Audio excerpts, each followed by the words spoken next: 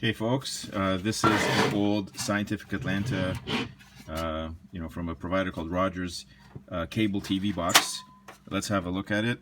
Scientific Atlanta Explorer 8300 Digital Home Communications Terminal, and essentially it was manufactured in 2004. It's now, I'm sure, obsolete, no longer very useful for anything. I've took the liberty of already removing most of the screws I could find right here. A bunch of safety screws, but no match for our tools these days. And this way we can open it up and see what's going on. So let's take the back off, or the top. Oh, by the way, here's the back. Has cable in, cable out, various composite or just RCA type video out, not composite actually. S video, there's a SATA port here, and a couple of fire wire, I guess. I'm not sure what that is. Anyway, let's have a look and see.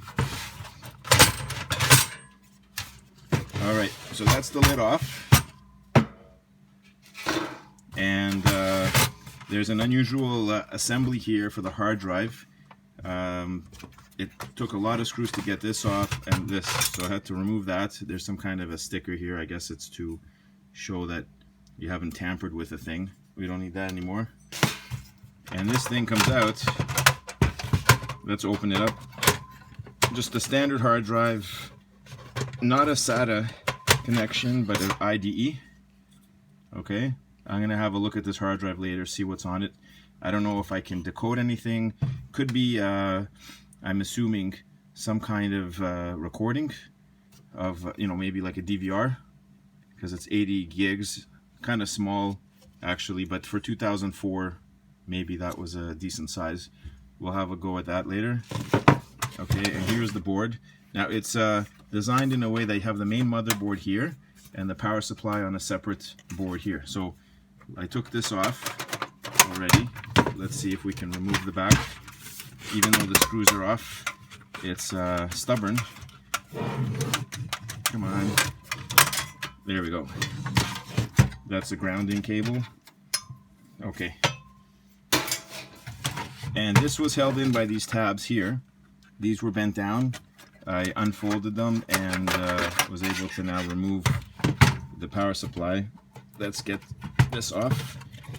So this may come in useful just as a power supply.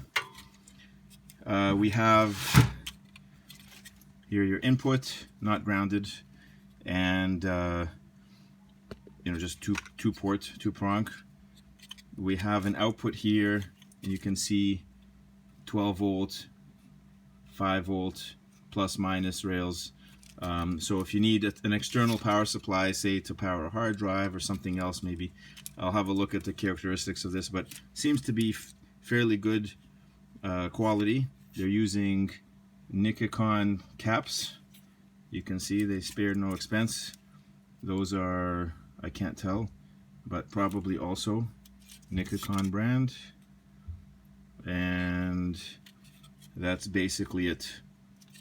That's the board there. Fairly simple construction.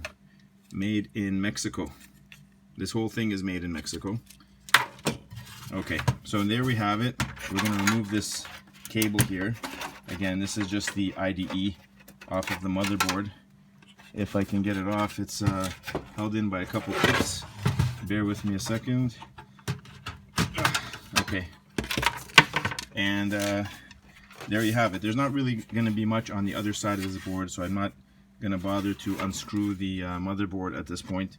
But we can zoom in here, and you can see Scientific Atlanta. That's the chip there. Copyright 2003. Here's a Broadcom chip. Okay.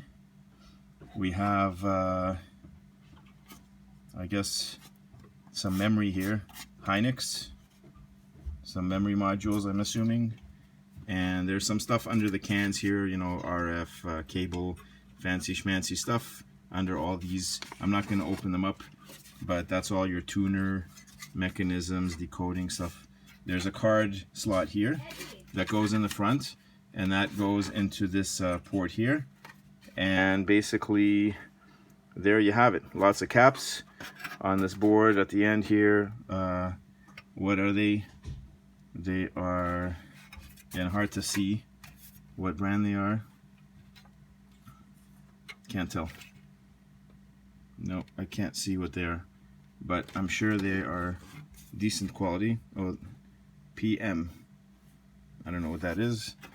But anyway, there you have it. Just a quick look.